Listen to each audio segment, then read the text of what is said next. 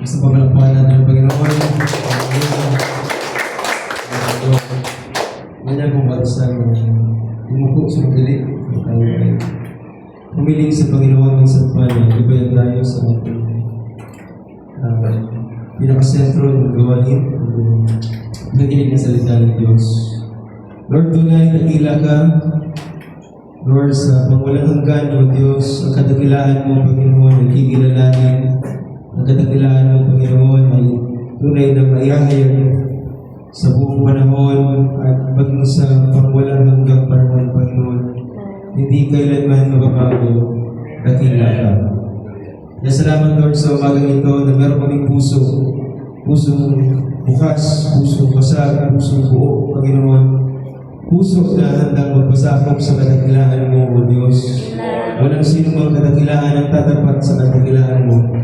Kaya Lord, sa umagang ito, nalalaman namin na kahit anong effort ng aming mga buhay, Panginoon, kung wala ka sa amin, Panginoon, Lord, wala kaming magagawa. Sapagkat kung ka nagiging dakila sa aming mga buhay, sa tuwing kami, Lord, ay may mga pagkukulang, kung kami ay sira, kung kami ay giba, dakila ka na gagawin kami muli. Dakila ka na bubuuin kami muli. Dakila ka na pagagalingin kami uli. Lord, dakila ka, Lord, na aayusin mo ang buhay namin, aayusin mo ang sira-sirang bahagi ng buhay namin. Lord, yun ang kadakilangan mo, Panginoon. You are an expert, Lord God, in our lives' defects, Panginoon. So, Lord, we're here not to show ourselves perfect in the first place. Lord, we're here to show ourselves humble, to show ourselves submissive, O God, and to show ourselves, Lord, nothing without you. Ganoon ang dakila na inawit namin, kadakilaan, O Lord, sa habang panahon, magpakailan-kailan pa man. Kaya Lord, tunay kami ay humaharap sa iyo. Banal na trono sa iyong biyaya upang humiling paminsan na patubayan mo kami sa aming pag-aaral ng iyong salita. At ikaw, Panginoon, ang tunay na magturo sa puso ng bawat isa. Ano man po masubukan ninyo na hindi karapat-dapat, o kaya naman mga pagmamataas, o kaya naman mga spirito na walang gana, spirito na walang kaayusan, o kaya puso na hindi maayos sa umagang ito. Lord, pakadalisayan mo ang lahat ng karumihang ito, Panginoon. Lord, patagin mo ang lahat ng mga matatayo na kaisipan, mga kaisipan na nagmamarunong, mga kaisipan, Panginoon, na tinabaga hindi kinikilala ang iyong karunungan. Bagsak mo ito sa umagang ito, kundi ang maitatag lamang ay ang bagay na naitatag na. Yung walang iba kundi ang iyong salita, Panginoon Diyos. Lord, ito'y maging pundasyon, ito'y maging matibay, at higit sa lahat. Ito, Panginoon, ay maging tunay na, Lord, isang bagay na hindi mauga anumang bagay ang dumating, anumang unos ang dumating. Kundi, Lord, ito ay matibay na tatayo sa lahat ng panahon, lalo sa panahon ito na patapos na ang panahon ito. Tulungan mo yung iglesia nito, Lord, na katulad ng ibang iglesia, na bahagi ng iyong katawan, marami po itong battles, marami po itong trials. Hindi po kami exempted. But Lord, we realize that more trials, more blessings, and more victories. So Lord, help us to the word to see it clearly, Panginoon, at pakadapatin mo kami na, Lord, ito ay manifestation sa iglesia ito. Salamat muli sa umagang ito na dinako mo bawat isa. Lord, we recognize na ikaw ang nag-ingat sa aming papunta rito. Na Lord, kung ano man pong plano ninyo sa umagang ito para sa aking mga buhay, sadyang ito ang mangyari, ang walang iba kundi sa sagdal kalooban. Sa iyo pumawi lahat ng kapangyarihan, pagsamba at ang luwalhati sa dalang pangalan ng aming Panginoong Jesus Cristo at ang buhay sa ating Amen. Sa palakpakan natin ng Diyos.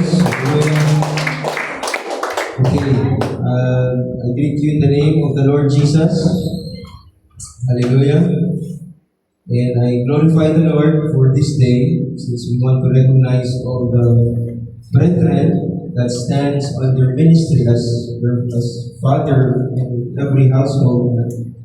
Nandito, mga tatay po ay binabati ko ng Happy Father's Day. Matanyag din sa umagang ito na meron tayong makalangit na Ama na sa ating kalagitnaan. Sabi ni Lord Jesus, I will never leave you comfortless. And if you will dig down further about the word that He said, that comfortless is fatherless. I will not leave you fatherless. So lahat tayo, may tatay ka man sa umagang ito, o ikaw may tatay sa umagang ito. Meron pa mga asawa na tatay ng tahanan, hindi sa lahat meron tayong tatay ng ating mga buhay. At yun ang ating Panginoon Diyos. Siya ang ating mahal na Ama, like kumakalit na sa atin. Later on, meron tayong a little bit of celebration for the fathers, mga haligi ng tahanan. At masabi ko rin na haligi din ng iglesia nito. Pagpalain ng Panginoon ang ministry ng bawat isa. Isang palakpakan natin mga tao. Pagkakapagpapakapan ko rin ang sarili mo. Dahil hindi ko madaling maging tatay. At hindi madaling magpakatatay. Okay. I have a presentation in the book of Desta. Have you read Matthew 13? Sabi ko ng Bernes, basahin niyo ang Matthew 13, buong chapter. Para ating pag-aralan ngayong umaga. Tayo po ay mag-aaral ng salita ng Diyos. If you may, gusto ko walang wire sana. Para mas madali. Amen. Narinig ko ba ako ng bawat isa? At sana maintindihan din ako ng bawat isa sa biyaya ng Diyos. Matthew, ang mga talinhaga ng Panginoon, it's the full chapter. I set expectation on Friday that we will have a teaching service. So I want to be full time needed. And thank you, Brother Bert, for taking over. Alas 10, I think sa kwarto ito para matapos. Bago mag-alauna. Hindi ka habang ang alauna. But kung halimbawa ikaw ay uhaw salita ng Diyos, ay totoo, sa biyaya ng Diyos din ay mabubusog ka ngayong umaga. Kasi buong chapter yan. Okay, Matthew chapter 13. Unahin ko na sa verse 10 to 11. At nagsilakit ang mga alagay. Okay. Bakit nagsasalita si Jesus sa pamamagitan ng talinhaga kaya parabola? Ito ang dahilan. At nagsilakit ang mga alagad at sinabi sa kanya,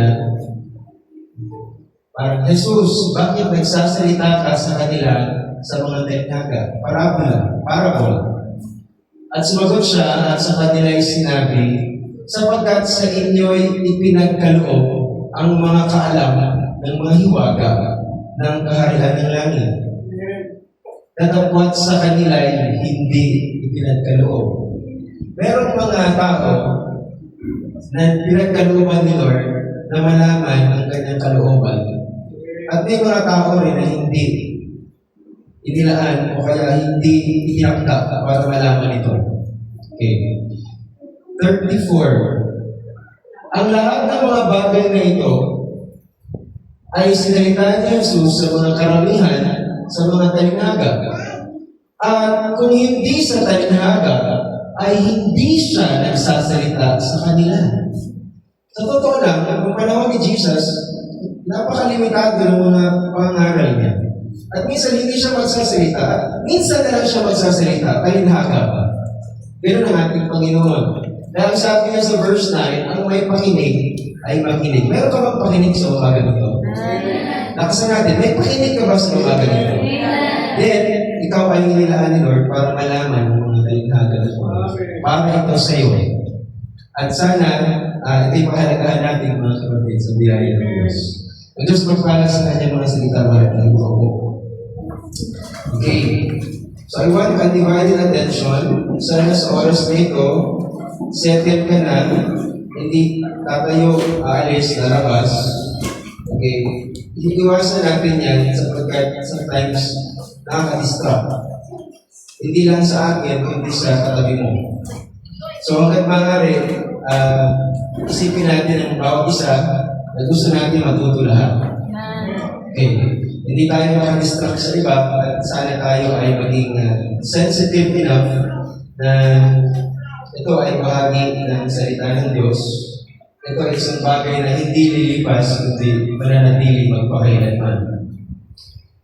Amen. So, there are, sa Matthew 13, mga kapatid, meron 7 talinhaga. 7 parable. You know, I've been in theology for many years, but it's never been revealed to me. And when God revealed it to me through the message of the hour, I say this is the Holy Spirit speaking. Sapagkat ito lang yung bagay or bahagi ng buhay ko na masabi ko sa pag-aaral ko ng salita ng Diyos ay masabi ko talaga na ang Diyos may tamang panahon para ihayag ang kanyang mga salita. Kahit basahin ko ng basahin ng Bible, maliban na lamang na ang Diyos ang mangusap, mga kapatid. Hindi talaga ito mahayag. Ang dami namin sa theology noon. Okay? So, ano ba ang ibig sabihin ng parabola o kaya talinhaga? So, sister, basta tulong mo ako, tatanong din yung daliri ko kasi mahaba yan. So, bilisan natin. Okay, ang buong Matthew 13, meron siyang 7 parables. Okay? 7 parables. So, keep that gate closed as much as possible. The parable of the sower, the parable of the wheat and tares, the parable of the mustard seed, the parable of the leaven or yung levadura, yeast, the parable of the hidden treasure, and the parable of the pearl of great price, and lastly, the parable of the net or yung net na hinilan papuntang pampang, drag net. Okay, so lahat, walang pang-walong parable. 7 lang siya to be exact. At isang buong chapter, sunod-sunod itong inihayag ni Lord.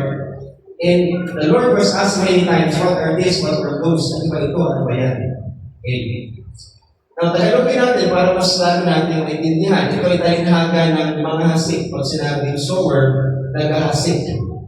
Yung pangalawa is talinhaga o parabola ng trigo at ng mga pansirang damo. At ang talinhaga din ng pangatlo ay buto ng mustasa, mustard seed. Ang talinhaga ng levadura sa pang-apat. Ang talinhaga ng natatagong kayamanan sa pang-5.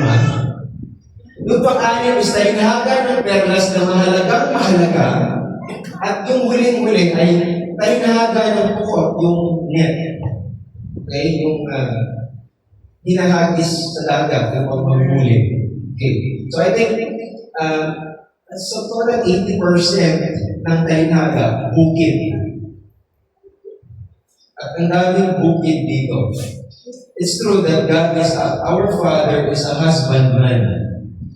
Alam mo bang husbandman, magbubukid. So makikita natin dito na ang parabola ni Lord ay yan mga yan, mga kapatid. So let's define what is parable as we continue. Ano ba ang talinhaga o parabola? Ang parabola, mga kapatid, ay mga kwento na may mabubuting aral. Dito makakapulot ka ng mga katuan o kaya makakapulot ka ng aral na ikabubuti mo. Ang tawag dyan talinhaga. Now, ang talinhaga din ay makalupang kwento. Hindi ito literal na kwento na makalupa, kasi puro makikita mo dito, makalupang kwento ito. Pero karamihan, mga kapatid, dun sa talinhaga ni Jesus, ay napakalalalim na ito'y merong tinatawag na spiritual na kahulugan o kaya makalangit na kahulugan. So, ibig sabihin, ito'y mga kwentong makalupa ang setting, ang pinagganapan, ang pinangyarihan, pero ang kahulugan po nito, makalupa, makalangit. O kaya spiritual, malalim. No? So, yan yung una at pangalawang kahulugan. Now, most of the time, set your mind and your heart doon sa pangatlo. Kasi ang parable, mga kapatid, o talinhaga ni Jesus, yan po ay mga propesya, prophetic insights. Okay? Halimbawa, pag si Kristo nagsasalita na siya ay nagsasalita ng mga bagay na makikita mo, natural, literal, expect mo meron niyang kahulugan na spiritual, o kaya expect mo, ang kahulugan niyan ay hindi sa panahon na yon, 30 AD. Ang kahulugan nun, o yung pinapag-usap niya, ay sa mga susunod pang panahon, o parating na panahon, o hinaharap na panahon. So, ganun po ang mga parabola na nakita natin. Yung 7 na yun, hindi lang yun moral lesson, hindi lang yun spiritual approach in the Word of God. It's more of prophecy to come. It means pag sinabi kong prophecy, magre-rema yung sinasabi ni Jesus sa history ng sanlibutan. Hindi siya kwentong barbero na pwedeng katang-isip lang. Makikita mo ang Biblia, kung totoo ang Biblia, mga kapatid, you will see this in the history of humankind. Kasi ang Biblia, mga kapatid, sabi ng Ecclesiastes o Lamentation ata yun, wala nang bago sa harapan ng Diyos. Lahat ng bagay nakita na niya, lahat ng bagay tapos na. So nakita na niya, nung dumating siya 2,000 years ago in the body of Jesus Christ, He had mentioned a lot of parable at yun ay tumutukoy sa mga bagay na parating. Nandiyan ba kayo? Amen. Kaya verse 13, kaya sila yung pinagsasalitaan ko sa mga talighaga sapagkat, tingnan niyo to, sa pagtingin ay hindi sila nakakakita. At sa pakinig ay hindi sila nakakarinig, ni nakakaunawa man. At natupad sa kanila ang hula, propesiya ni Isaias, 800 years bago dumating si Jesus, more or less, may prophecy sa Isaiah na may mga makikinig. Sa pakikinig ay inyong maririnig at sa anumang paraan ay hindi nyo mapag-uunawa. Kahit anong pakikinig nila sa preaching, teaching, may mga nakaprophecy na share nila ng Word of God, hindi makakaintindi. Gusto ni Lord makaintindi lahat. Hindi ibig sabihin ayaw ni Lord. Kahit ako po bilang pastor, gusto ko maglabas yung ito, naintindihan ni sister, naintindihan ni brother. Pero may nakapropesiya na hindi niya maintindihan. Kaya ganoon na lang ang prayer natin. Sabi ko dun sa mag-pray, bago ako tumayo, pag-pray mo ako at lahat ng mga makikinig. Kasi prophecy in the Bible, hindi lahat makakaunawa. Kahit gusto mo makaunawa lahat. Ang pagtingin ng iyong makikita at sa anumang paraan ay hindi ninyo namamalas. Kahit may PowerPoint presentation si Pastor, pero hindi niyo pa rin namamalas kung ano sinasabi. So praise God, kung sa umaga nito, connected ka sa channel of the throne of God, which is revealing the Word. Kung nakikita mo ito, mga kapatid, hindi ka mabuboring. I tell you, hindi ka mabuboring. Sapagkat para sa iyo to. Sapagkat sarap na sarap ka dito, no? Dahil ang hula at mga kapatid, at talinhaga pala ay paraan ng Panginoon para itago ang kanyang salita sa mga hindi niya nais pagpahayagan. Hindi, okay. Ang Diyos, nagtatangi man siya o hindi man siya nagtatangi, pero sinasabi ng Matthew 13, may mga tao na sadyang nakatalaga na sila ay makakaintindi, makakaunawa. At may mga tao din talaga na kahit anong share mo sa kanya, hindi makakaunawa. Yan sinasabi ng Biblia. Samantalang ang iba ay maaaring makarinig, o kaya makabasa. No? Verse 13, pero hindi sila makakaunawa. Yan ang sabi ng Biblia. Okay? So hula yan, mga kapatid. And verse 15, sapagkat ito, basahin natin. I want your eyes on the PowerPoint presentation. Ina-highlight ko yan para maintindihan natin lalo. Sapagkat tumapal ang puso ng bayang ito at may mahirap na makarinig ang kanilang mga tenga at kanilang ipinikit ang kanilang mga mata. Baka sila yung makakita ng kanilang mga mata at mga karinig ng kanilang mga tenga at mga kaunawa ng kanilang puso at muling magbalik loob at sila'y ating pagalingin. Tingnan mo to. Si Kristo nagsimula sa puso. Sumunod sa puso, tenga. Sumunod mata. Ano daw nangyari sa puso? Umapal. kumapal ang puso. Alam mo, maganda kumapal ang kamay ng kalyo. Ibig sabihin, pag kumapal ang kamay mo, Masipag. ha? Masipag. Masipag. No? Pag tinamayan ko yung mga ilang pagbubukid dito, alam ko eh. No? Sisipag. Pag kumapal ang paa, ay, kung saan nakakarating. Pero kung nakakarating ka dahil masipag ka, maganda rin. Amen. Pero alam mo sa akin ng Biblia, kumapal ang puso.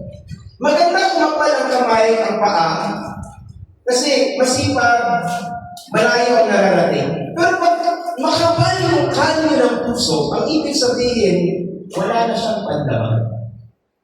Hindi nila nararamdaman kung ano ang nais ng Diyos. Ang tao, kapag kumapal ang kanyo ng puso, o kumapal ang puso, nagkakaroon siya ng problema sa pandinig. Nagkakaroon siya ng problema sa nakikita niya. Dahil ang kanyang puso ay hindi maayos, lahat ng kanyang naririnig, hindi niya rin naiintindihan. Kaya ganun na lang minsan ang panalangin natin, a pure heart. Because blessed are they that are pure in heart, because they will see God. Diba? Matthew chapter 5 yan. Ang tao daw na may dalisay na puso, nakikita ang Diyos. Kaya gano'n na lamang, in the entire service, bago tumayo ang preacher, bago tumayo ang mga naral, o kaya ang pastor, tinutono lagi ang puso. Nandiyan ba kayo?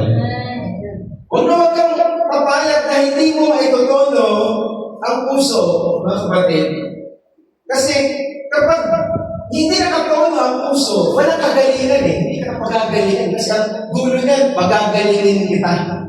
Aayusin pa kita lalo. Gusto kong maunawaan natin, mga kapatid, ngayong tanghali, nais ng Diyos na maligtas lahat. Pero nakakalapot, hindi mangyayari. Nais ng Diyos makaunawa lahat, pero hindi ito mangyayari, mga kapatid. Pero merong nais ng Diyos sa umaga nito, kung ikaw man ay naririto dahil maayos ang puso mo at nakaunawa ka, o ikaw man ay nakikinig para umayos ang puso mo, alin naman doon, ang mahalaga umayos ang puso mo.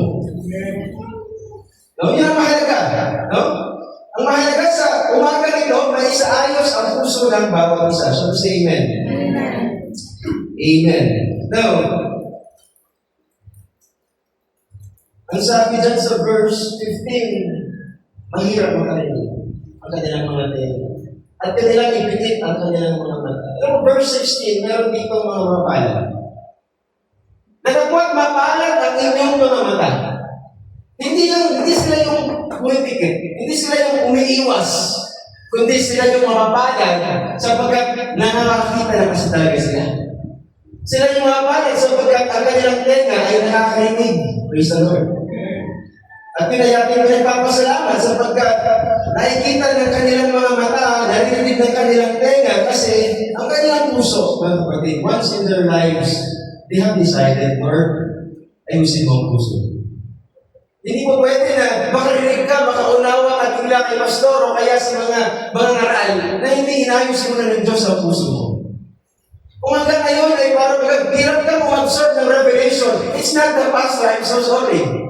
I'm not saying I'm perfect.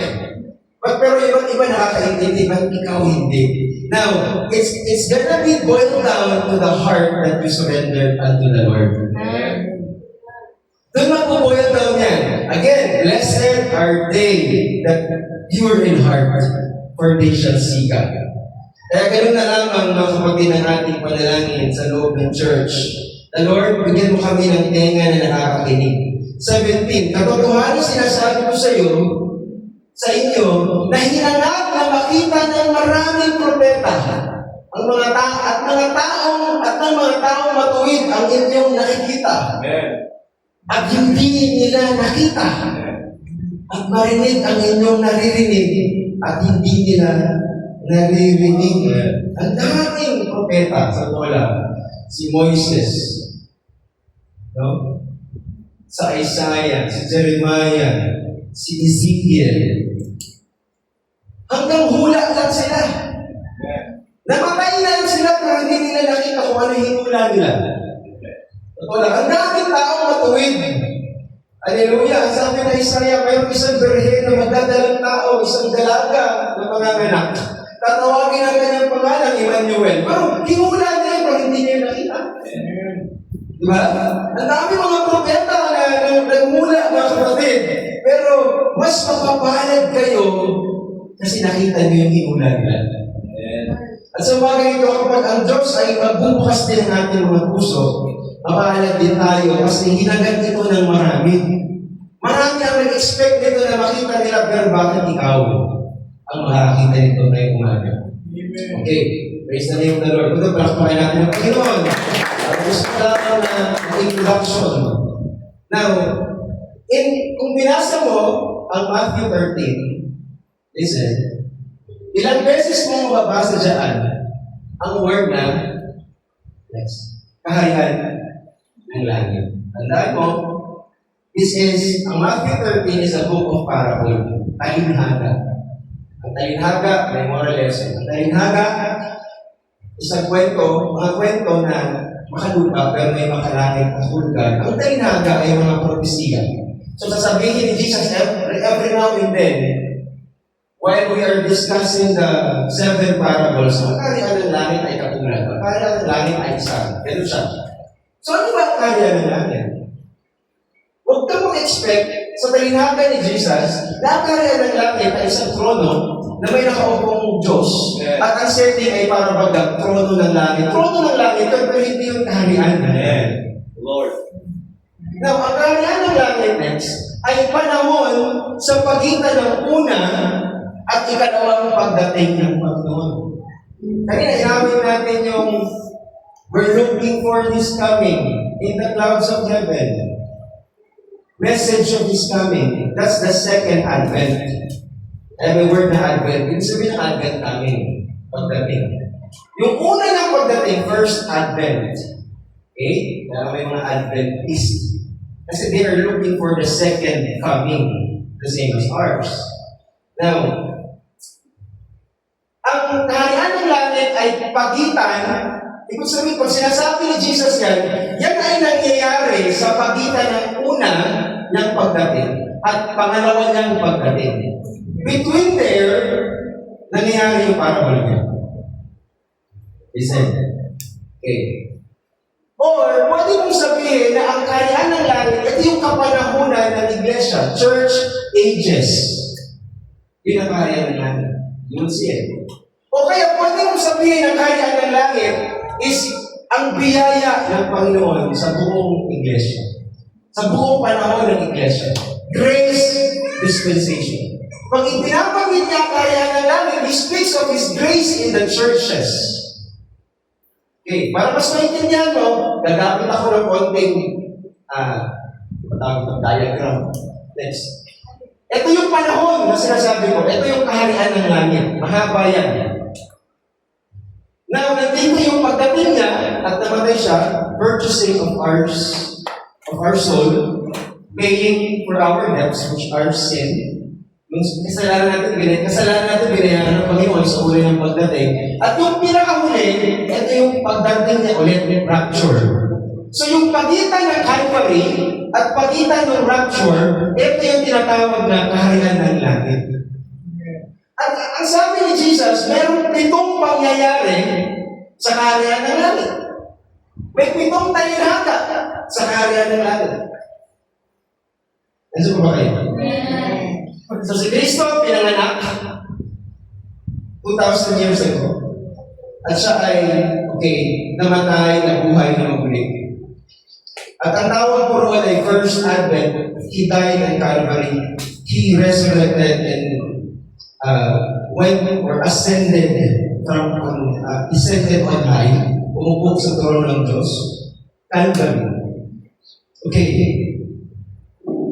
Si Lord babalik ulit, sabi ng Book of Acts, kung paano siya umakyat, gano'n siya bababa. So, the day of rapture will come. Pero sa pagitan ng mga kapatid, sinasabi niya, Amen, may panahon sa first and sa second coming niya, at ang tawag niya doon, kaharian ng langit. Okay, so again, pag nababasa mo sa Matthew 13 ang kaharian ng langit, He speaks of a certain time. Kasi merong 7 maliliit na panahon sa mahabang panahon na yan. At yun ay inilagay niya sa mga talinhaga. Nandiyan mo ba kayo? Sabi si praise the Lord. Okay. So tinatawag dito church age o kaya church dispensation para higit natin malawaan kaya po siya ginawa, mga kapatid. So, makikita mo dyan, 2,000 years yan halos ng kaharian ng langit na yan. Kaya nung si Kristo ay nangaral, ang sabi na, di ba, magsisi kayo, for the kingdom of heaven is at hand. Malapit nang dumating ang kaharian. Ibig sabihin, malapit nang dumating ang grace dispensation. Diyan, papasok yung mga yan. Hinati niya yan sa 7 parables at maintindihan natin yan ngayong umaga kung ano ang ibig sabihin ng bawat parable. Kasi ang bawat parable, magkakadugsong. It's a whole stories at ito'y binanghay sa 7 talinhaga o 7 panahon. Okay, simulan natin. Matthew 13 verse 3. Now, napakahalaga na makita mo ang simula ng talinhaga niya. Ang sabi niya, at pinagsalitaan niya sila ng maraming mga bagay sa mga talinhaga. Again, ang talinhaga may moral lesson. Ang talinhaga ay earthly story with heavenly meaning. Ang talinhaga ay mga propesya na parating. Na sinasabi, narito ang manghahasik ay yumaon upang maghasik. Parable of the sower. Okay.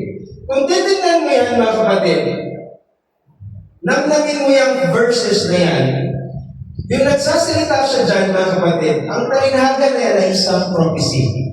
Prophecy yan, hindi yan kwento lang na magandang aral na namagulat ka, hindi.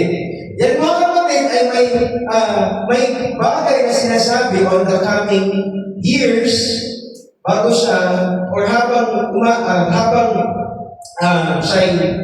siya'y umakyat sa kalangitan at bumaba muli ang banal na Espiritu Santo in the book of Acts. Dumating, mga kapatid, ang isang tinatawag na maghasik at yumaon upang maghasik. Yung maghasik, naghasik na ba yan o maghasik pa lang? Maghasik pa lang. Okay? Sila ay maghasik, sabi niya. Yumaon upang maghasik. So, ibig sabihin, meron siyang ihasik.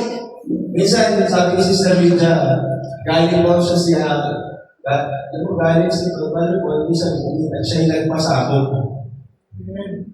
Sabi ko, anong bomba ang pinasabog niya? Natawa siya, sabi ko, ay, hindi pala pastor, sabi niya, siya pala ay magsasaboy. Okay, magsasaboy. Yung magsasaboy, alam mo mga magbubukit yan, at maghasik, pareho lang. Amen. Tama ba yun? Ang sarap pangaral dito, magturo dito, kasi puro bukit ko eh. Okay, yan yung mabuti ha. Hold your peace. So sa paghasik niya, sabi niya, siya ay maghasik. Narito ang maghasik ay upang maghasik pa lang. Hindi siya naghasik. Maghasik pa lang. Ituloy po natin. Next process. At sa paghasik niya ay nangahulog ang ilang tinig sa tabi ng daan at dumating ang mga ibon at kinain nila. Okay, next. Yun yung una. Naghasik siya, napunta sa daan. Pangalawa, next process. At ang mga iba'y nangahulog sa batuhan at doon ay walang sapat na lupa at magkakay sa libol sapagkat hindi malalim ang lupa. Pangalawa, pinuntahan ng binhi. Okay, pangatlo, pag sikat ng araw, nakainitan at dahil sa walang ugat, nakatuyo yung pangalawang napunta doon sa verse 5, napunta sa batuhan. So, meron napunta sa verse 4 namin, napunta sa daan, may napunta sa batuhan, at may napunta sa duwagan. Mga tinik, excuses.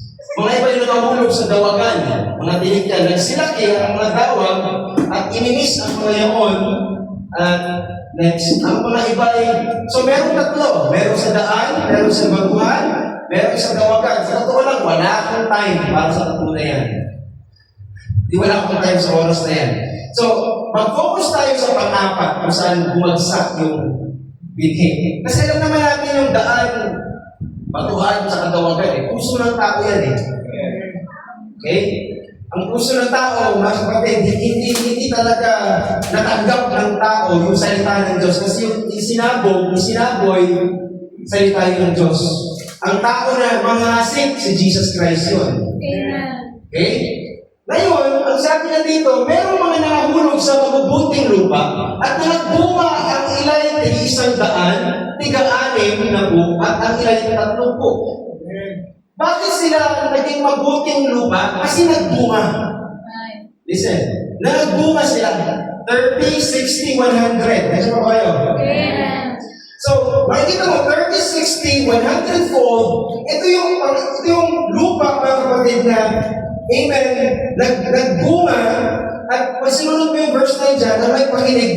Makinig, sabi na dyan. Kasi verse 8 yan. Binasa natin yung verse 9 kanina. So, saan may kinig? Of course, sa spirito sa spirito na nasa iglesia. So, ito yung tinatawag, mga kapatid, ang parable of the sower ay early apostolic age. Kasi yan yung panahon na nangangaral ng mga apostol. Nag-aasik ang mga apostol. Ito ba kayo? Amen. No? Inaasik nila yung salita ng Diyos at ang word. Iba-iba ang pinupuntahan ng word. Pero may mga naasik, amen, sa mga tabang lupa. No? So, yan yung first parable. Early apostolic age. Buhay si Pedro, buhay si Pablo, buhay ang lahat ng apostol. At walang ginawa ang mga apostol, kundi mangaral. Ito ba kayo? Amen. At makikita mo, maraming mga bunga yung mga napunta doon sa mabubuting lupa. Now, next parable, 13:24. Sinaysay na sa kanila ang ibang talinhaga, pangalawang talinhaga. Ang kaharian ng langit ay tulad sa isang tao nagasip ng mabuting pinig sa kanyang bukid. Kanina, bagasip pa lang. Ngayon, tingnan nyo, kahit Englishin mo yan sa King James, naghasik na. Tapos na. Okay na? Kanina, nagpag-aasik pa lang yung tao si Jesus Christ. Ngayon, pagdating ng second parable, naghasik na. Nakapagtanim na. Right? Sana nakikita niyo po. Amen. Ganun daw ang kingdom of heaven. Ganun daw ang dispensation of grace. Sa pangalawang bahagi ng panahon, meron ng nahasik sapagkat ang kainahagan nito ay prophecy. No, hindi lang ito kwentong makatupa na may makalangit. Hindi lang ito moral lesson. Meron itong prophecy na sinasabi. Isang tao na naghasik na, hindi yung mag-aasik pa lang, naghasik na. Kung babalikan mo yung parable of the sower, mag-aasik pa lang, ito, naghasik na. Okay, makinig. Kasi para maintindihan mo yung una, maintindihan mo yung pangalawa, babalikan ko yung una. Pero kung naiintindihan nyo naman sinasabi mo, amen? So, ganun daw ang kaharian ng langit. Okay? Kasi ang unang parable ay magkaugnay sa pangalawang parable. Magkadugsong sila. Ngayon, ang panahon ito ay talinahaga po na tinatawag na parable of the wheat and tares. Ito daw yung nakitanim na yung wheat, yung trigo. Pero, tingnan mo to, verse 25. Datapwat samantalang na natutulog ang mga tao. Ano yung natutulog sa Bible? If there's a spiritual people here. Si Lord, nung dumating sa burol ni Lazarus, ang sabi niya, si Lazarus ay hindi patay. Siya ay Natutulog. tulog. Ibig sabihin, ito yung panahon na patay na ang mga apostol. Listen, patay na ang mga... Dumating ang panahon na kailangan silang kunin ni Lord. Pero yung iba, kalunos-lunos ang pagkamatay. Si Pedro, binayuway ng pabaliktad. Meron hinali ang sakit na dalagarin. Pinag-secure. At nung namatay daw yung mga alaga, yung sabihin ni Jesus yan, darating ang panahon, pag namatay ang mga apostol, isang tawag dyan ay post-apostolic age. Pag namatay daw yung mga apostol, patay ng mga first 12 disciples ni Lord, at bumalik kay Judas Iscariot ni si Paul. Nung po namatay mga nung natulog na yung mga banal, dumating ang kanyang kaaway.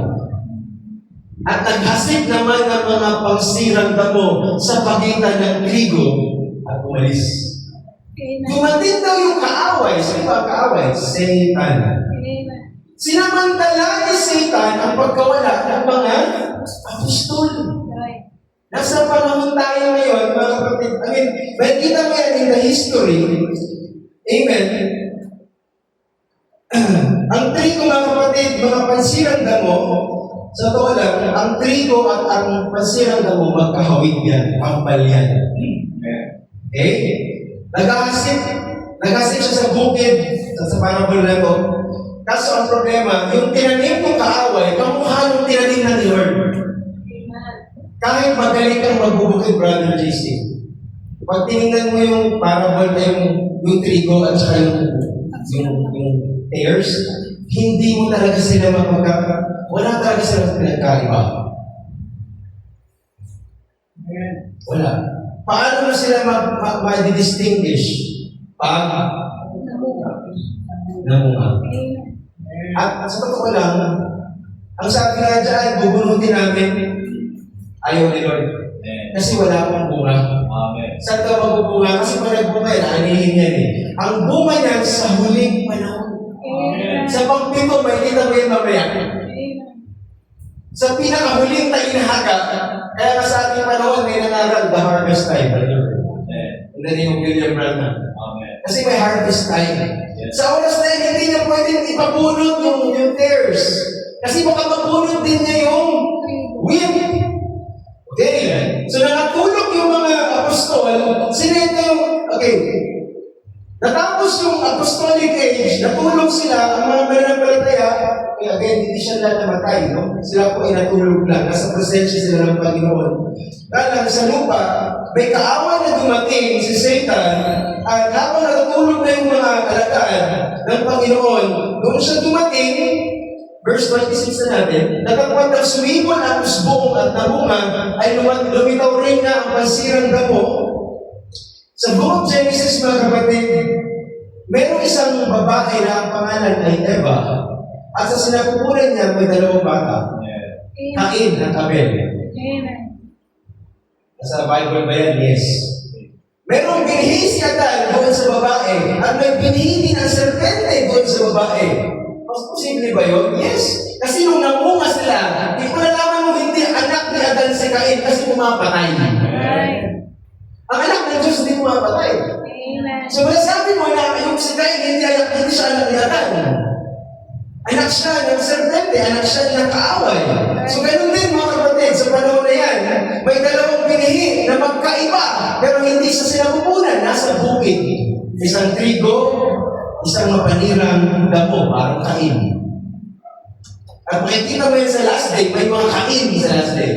Papatay. Okay. Nakakuha nila ako.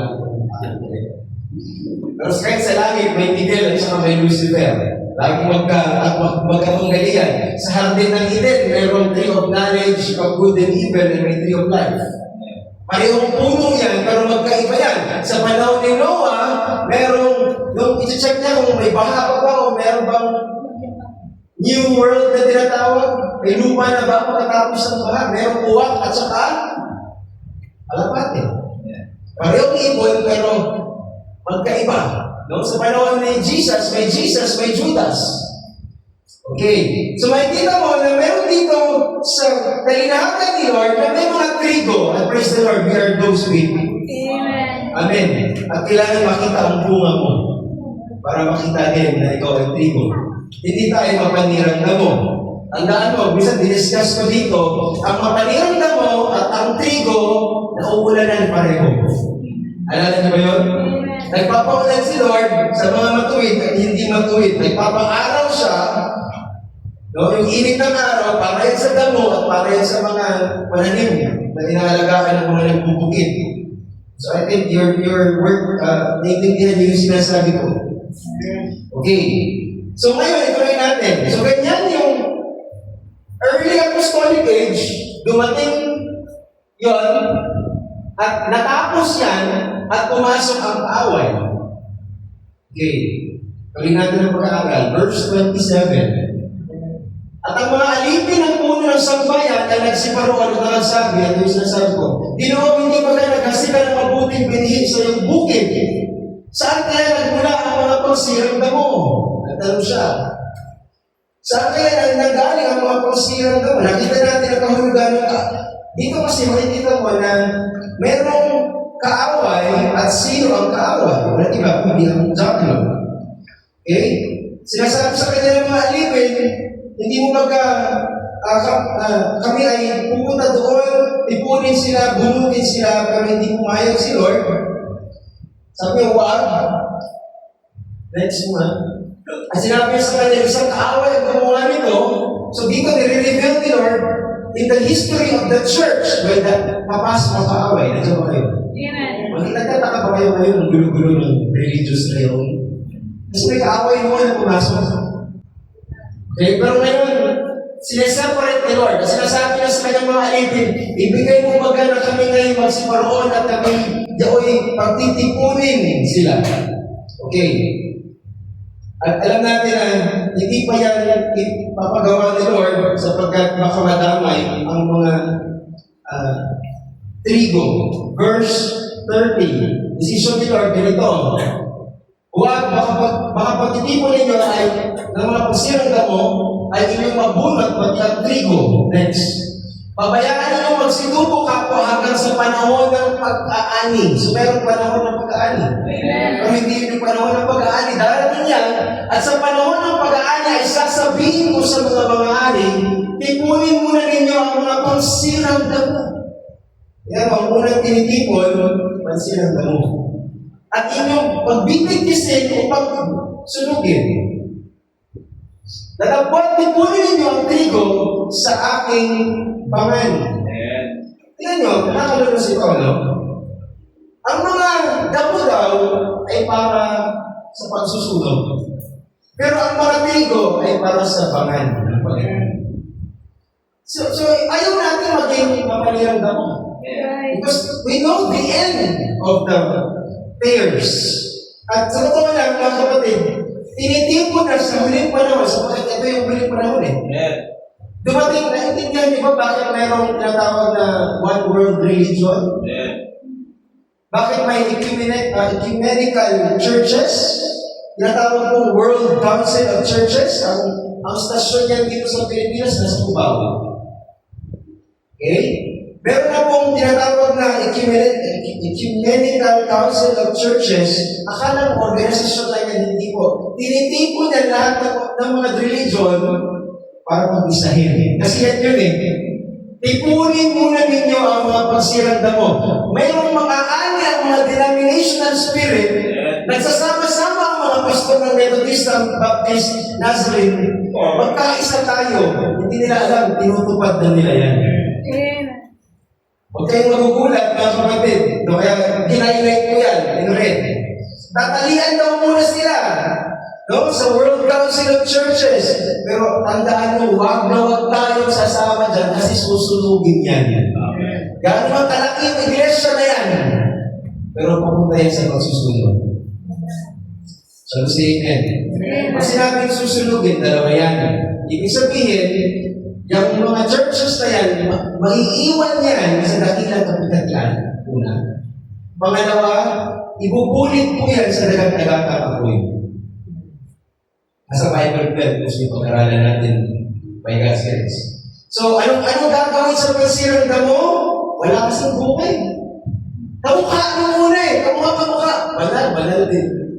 Nagbabasa ng Bible, nagbabasa din ng Bible. Pero walang bunga. Pagsunod. Ipanalangin natin, the Lord, bigyan mo kami ng bunga. So, hindi mo pwede itago yung bunga kasi yung bunga, yan ang magpapatunay kung sino ka. Sabi sa amen. Ayaw natin ikatong tayo sa kalan ng second death na yan. Yung pagbubulit, lake of fire po yan. So ginagawa dyan, sinusunog, sabi ng Biblia, after tipunin yung mga panirang damo, titipunin daw ang trigo sa kanyang pangan. Okay? At yung mga simbahan na walang bunga ng spirito, no? At religion lang ang hawak, pinagsama-sama at yun ay sama-samang ibubulit o kaya ilalagay sa Great Tribulation and later on doon sa Lake of Fire. Now, seryoso ito pinag-uusapan natin, yes. Napakaseryoso nito mga kapatid. Hindi ako dumating dito bilang pastor lang. Dumating ako dito bilang informant ni Lord that there is a coming gathering, oneness. At ang plano ni Lord sa church na ito, i-gather tayo hindi para sa pagsunod, kundi doon sa kanyang bangal. Sabi sa Amen. So, maghanap tayo kung tayo man ay kinakausap ni Lord sa umaga nito. Na tayo ay maganda, na tayo, Lord, pakainin mo pa kami, biligan mo pa kami ng iyong salita kasi kailangan namin yan para mamunga. Sabi sa Amen. Kaya palakpakan natin ang Panginoon. Okay. Now, we are on the third parable. Natapos ang apostolic age, darating tayo sa third parable. Sinaysay niya sa kanila ang ibang talinhaga. Another parable. Ang kaharian ng langit ay tulad sa isang butil ng binhi ng mustasa. Sino nakakalam ng mustasa? Siguro lahat tayo dito, no? Okay, mustard. Masarap to eh. Kung ano mo. Pero, tingnan mo itong sabi ni Jesus sa kanyang talinhaga.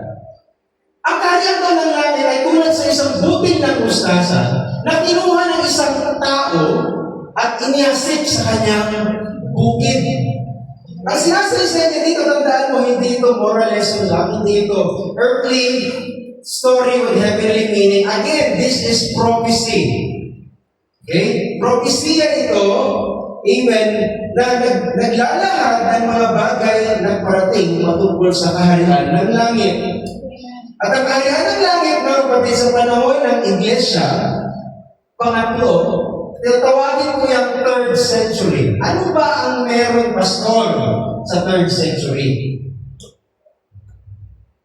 Ano bang meron yan? 300 AD. Ano bang meron dyan?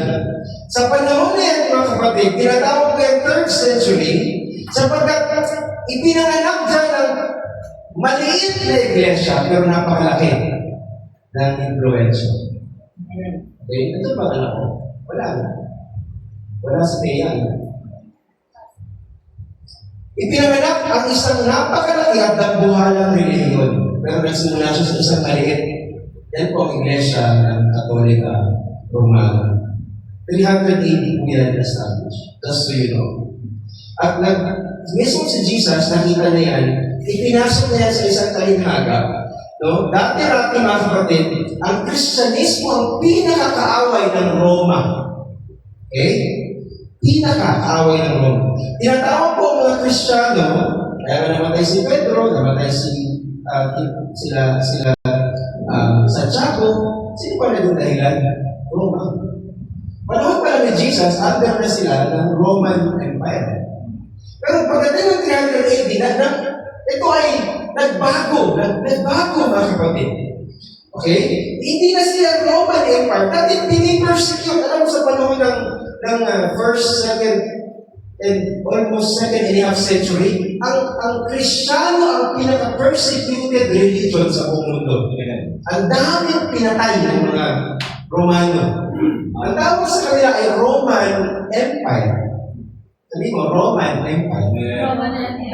I just wanted to say it kasi magbabago yan later on. Kasi meron isang lalaki na namuno ng 3rd century. Ang pangalan po niya ay Constantine. O tinatawag siyang Constantine the Great. Do your research. Google is there, internet is there. Nagkaroon po siya ng isang panaginip na masabi kong talagang matigat na pakitain sapagkat may parating siyang digmaan na kakaharapin, Battle of Milvian Bridge, and their entire kingdom is at stake. Kapag hindi sila nanalo dito, mga kapatid, babagsak ang buong Roman Empire. Second in the history. Sa panaginip niya, bago yung laban na yun, nakakita siya ng krus. Sa panaginip niya.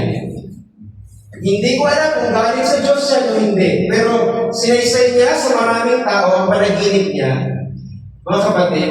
At ang sabi ng tinig, kasama ng panaginip, by this sign, conquer. Sa pamagitan ng krus na ito, ikaw ay makipaglaban at ikaw ay mananalig. Constant. Yun ang sabi ng panaginip sa kanya. Bigla siya nagising, takot na takot siya sa napanaginipan niya na sabi na galing yun sa Diyos. Okay? Yan ang claim niya sa mga historians. So, ang sabi niya, magmula ngayon, sabi ng Panginoon, okay, meron lang kayo ng mga taga, yung mga Kristiyano na pinipersecute natin, yayakapin natin ang kanilang relihiyon, at yun ang magiging opisyal na relihiyon ng Roman Empire. Diba yun? Yung pinaka-persecuted religion, ginawa ng official religion ng Rome. Nagbago ang ihip ng hangin. No, yung mga pinapatay nila, kung paano nila ginigiba yung simbahan, sinusunog ang mga binabasang Biblia, nagbago ang ihip ng hangin, dahil si Constantine the Great, bigla siyang naging Kristiyano. Kaya lang meron siyang panibagong pangalan. Hindi na siya Roman Empire. Ang pangalan na ngayon ng Roman Empire is Roman Catholic Universal, ibig sabihin. Catholic Church, open for anyone who wants to join. Pero sa totoo lang, hindi siya naging Kristiyano talaga. Itinatag niya yung bagong religion, pero kalahating Kristiyano, kalahating pagano. Kasi ang mga Romano, pagano po yan. Pumunta ka sa Roma. Mga sumasamba po yan sa mga buwan, sa araw. Okay? Kung alam niyo po ang Roman mythology, they are worshiping Jupiter. They are worshiping the planets. Okay? Pero nung naging Roman Catholic Church siya, nagdadasal na sila hindi kay Jupiter, kay Pablo na. Okay? Kay Pedro na. Saka inumpisahan ang Pasko na nagkaroon bigla ng birthday si Jesus ng December 25. Bigla na lang nilang sinamba at dinasalan si Virgin Mary.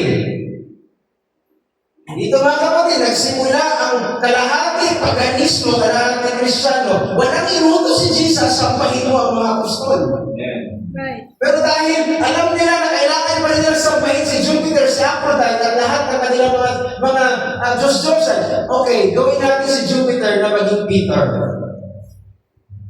Okay, nandun ba kayo? Amen. So ibalik po natin sa verse 31. Sinaysay niya sa kanilang ibang talinaga. Ang kanilang langit ay tulad ng isang butil ng binhi ng mustasa. Okay? Hinuhaan ng isang tao at hinasid sa isang bukid. Mga kapatid, ang Kristyanismo, mga kapatid, okay, meron lamang ang tinatawag na 12 alagad. Namatay si Judas Iscariote, inaitan siya ni Paul, at pagkatapos, nadagdagan ko sila ng 120. Saan? Book of Acts. Sa upper room. Bumaba ang banal na Espiritu Santo. Pagkatapos nangaral sila. At kung nangaral sila, 1,000 ang dumagdag. 3,000 yun. At araw-araw, dinadagdagan ang ng Panginoon ng kanilang bilang. Pinarami ng Panginoon ng kanilang bilang. At kung English mo yan babasahin, mga kapatid, ang ibig sabihin, the Lord added to the church daily such as should be saved. Added, ibig sabihin, plus and plus ang mga kaluluwa. And then later on, the Lord multiplied their number. So the Lord do the math. Addition, multiplication. Dumami ang mga Kristiyano. Malayo ang kanilang narating. No? Dumating sila sa Judea, sa Samaria, at ang sabi ng Panginoon, hanggang sa dulo ng sanlibutan. Sa old world, nagamitin ko ang konti ng theology. Pag sinabing old world sa Bible, that is Europe. Okay? Pag sinabing old world, o kaya dulo ng sanlibutan, sa panahon na yan, that is Europe. At nasaan ang Roma? Nasa Italy, nasa Europe. So, hindi totoo na si Pedro nakarating sa Roma at siya naging unang papa. It's not so. Roman Catholic is just doing such story. It's Constantine who first created Roman Catholic Church. Okay. So, inabot siya doon at ang verse 32, tingnan mo to, na siya ang lalong maliit. Napakaliit ng butil ng mustasa. Hindi ko alam. Madalang kong makita niyan.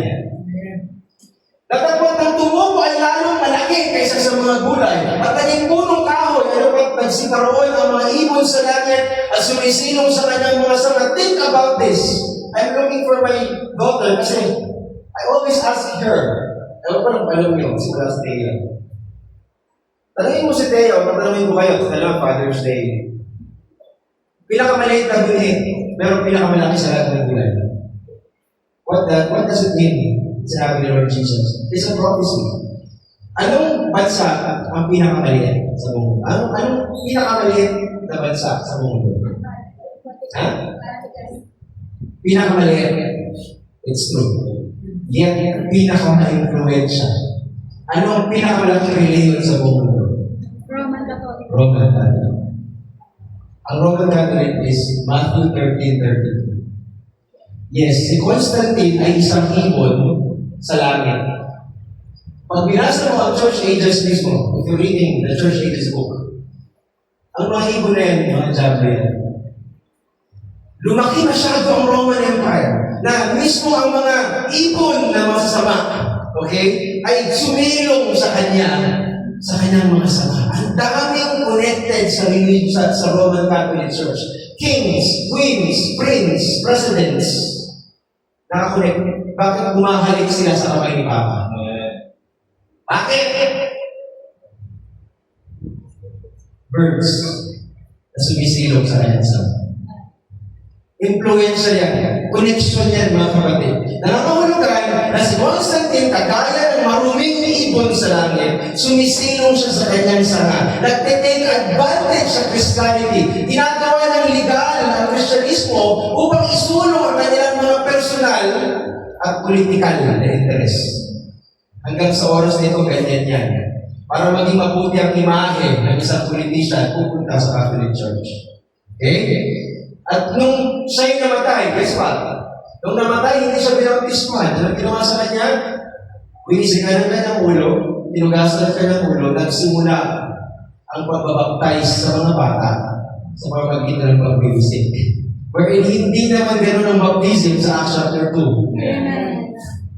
It's because of the death of Constantine. Doon nagsimula yung pagbabautismo o binyag ng mga bata daw kuno. Wala yun sa Bible. Wala kang makikita gano'n. That's what happened in the 3rd century. Maliit na buto ng mustasa, pero napakalaki ng tumubo. Isang malaking puno kung saan sumisilo ang mga marunong ibon. At hindi yan mga Kristiyano, mga kapatid, kundi sila ay mga marunong ibon na may personal na interest para sila ay makasurvive sa kanilang mga dano, sa mga parating na tanong. Okay, that is 3rd century. Okay, ano ba kayo? Meron pa tayong, now, ang pang-apat, stay tuned, kasi ito ang isang pinakamahirap ipaliwanag. Okay, ang pang-apat na parable, pinigaw ko ang revelation na binibigay ni Lord for hours para lang ma-explain ito. So, bear with me, hindi madaling magturo mga kapatid. But I want you to know kung paano lumakad ang parable sa history. Nakikita niyo ba ang history? Amen. Okay, next. The parable of the leaven. Nahagingan ko to ang communion natin. Kasi lebadura yan eh. Amen. Sinalita niya sa kanila, verse 33, ang ibang talinhaga, again, ang talinhaga, may moral lesson, ang talinhaga, earthly story with heavenly meaning, ang talinhaga ay prophecy to come. Ang kahanyang daw ng langit ay tulad sa lebadura. Diyan pa lang, sabi ko, nagtanong na ako, paano ang kaharian ng langit ay lebadura, wherein alam natin ang lebadura hindi maganda. So hindi kita ang kaharian ng langit na may trono, na may anghel. Trono yun ng langit. Pero ang kaharian ng langit may panahon. At ang trono daw ng langit, ang kaharian daw ng langit ay tulad sa lebadura, okay, na kinuha ng isang babae. First time sa lahat ng talinhaga may babae. Kanina lalaki. Ngayon may babae naman daw. At ang babae na to, tandaan mo to, bubuhitan ko to para sa lahat. Itinago. Ang ilan daw? 3 takal na harina hanggang sa ito'y nalibadurahang lahat. Merong 3 takal na harina, merong babae na nagtago ng takal ng harina na yun. At nilagyan daw niya ng libadura yun. Yung tatlong takal na harina. Sino ba mahilig sa tinapay? Doon sa kalupit, pag sinabing loaf bread, automatic ang bibili ng kapatid ko tasty. Okay? Kami tatlong magkakapatid, mahilig kami sa tasty. Pero naubos na namin ang tasty, hindi pa kami busog. Ang sabi sa akin ng pangalawang kapatid ko sila, kasi kuya, bili ka ulit, sabi niya ganyan. Kinabukasan, bumili kami ulit. At yung isang din ang ka-tasty na ganyan. Pinigaan ng gano'n, ganyan lang siya. Ibig sabihin nun, gano'n ang ginagawa ng levadura. Pinapaulbok niya. Pero puro hangin lang. Ano ba kayo? Gano'n daw yung levadura, mga kapatid. Sapagkat ang levadura sa Biblia, simbolo yan ng kasalanan. Binanggit ko yan sa communion. Okay, maliit na kasalanan, malaking kasalanan, nagpapaalsa sa buong katawan. Hindi mo yan pwede itago. Nakaka-apekto yan sa buong gawain pag may kasalanan sa loob ng church. Ikalawa, ang levadura ay simbolo ng maling aral o doktrina. Okay. Ang levadura ay simbolo rin po yan ng karnalidad ng tao. Ang levadura, pang-apat, ay pagiging hipokrito ng tao sa harap ng ibang tao. Pagkukunwari na nakaulbog siya, pero tutusin, hangin lang ang laman niya. Levadura. Kaya kahit saan mo tingnan, ano ang aplikasyon? Ang levadura ay masama. At sa talinhagan nito, may isang babae, no?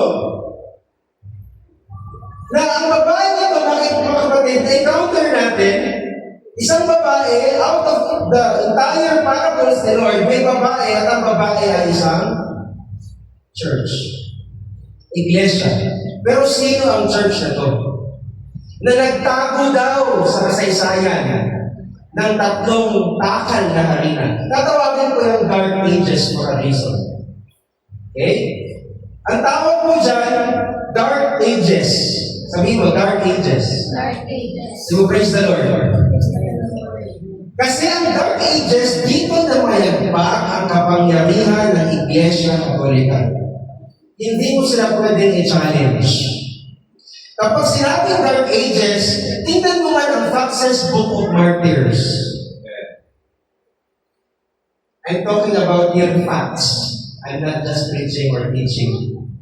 Kapag sinabing Dark Ages, namamayagpag ang impluensya, kapangyarihan sa buong Europa ng Iglesia Katolika, walang ibang pwedeng sumaling o kaya bumangga sa Roman Catholic Church. Kapag binangga ang Roman Catholic Church, hugot ulo ka. Pinapapatay niya, hallelujah, binabasag niya, pag namarkahan kang heretics, mga kapatid, ipapatapon niya sa bilangguan, magbilang ka na, kasi mamamatay ka in 30 days, in weeks, or in a day. Kaya ang dami niyang pinapatay in Dark Ages. Alam ng mga theologians niya. Milyon po ang pinatay dyan. Panoorin mo isa sa mga, ayaw ko na magano naman ng mga pelikula, pero ang dami pong gumawa ng mga documentary movie kung paano pinagpapatay ang mga tao para magang mga hayop lang. Kaya, alam mo yung Iglesia Katolika, hindi sa paninira, but I just want to tell facts. Pagkatapos ng 100, 200 taon, inukay po nila yung mga buto ng mga pinagpapatay nila. Now, kinanalyze nila ito, napaka-ironic kasi yung mga pinagpapatay nila, ginawa nilang santo. Yung mga saints na tinatawag nila ngayon, yung mga santo, ginagawa pa nila sa fiesta, sino din ang pumatay dyan? Totoo lang. There is what's called Deuteronomicals. It's the addition daw sa Bible. Kasi ang Bible is not enough. Okay? Ang babae niyan, mga kapatid, iglesia yan, ng Roman Catholic Church. Okay? At gumawa siya ng isang bagay sa verse 33. Gumagawa siya ng sariling tinapay. Ano ba kayo? Ano ba ang tinapay? Pinapakain. So, ang Roman Catholic Church, meron siyang sariling tinapay na pinapakain sa mga tao. Si Lord na ang kaisa-isang tinapay na dapat natin kainin. Ako ang tinapay ng buhay. Sa sino mo kumain sa akin, hindi na magugutom. Pero on the very day na si Jesus nagsasalita sa Matthew 13:33, sinasabi niya, darating ang panahon, may babae, may iglesia, na siya gagawa siya ng tinapay. At yung tinapay na yung sa totoo lang, 3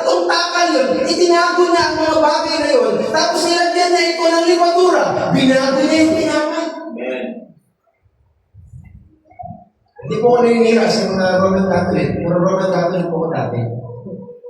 Sa Pilipinas, ang staple food natin, kanin. Kanin sa umaga, kanin sa tanghali, kanin sa merienda.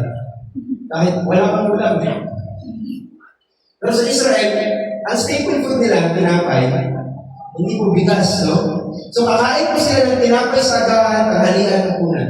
So ang tinapay na pinapakain ng Iglesia Katolika, dapat sana ang tinapay ganito. Tatlong tinapay yun eh.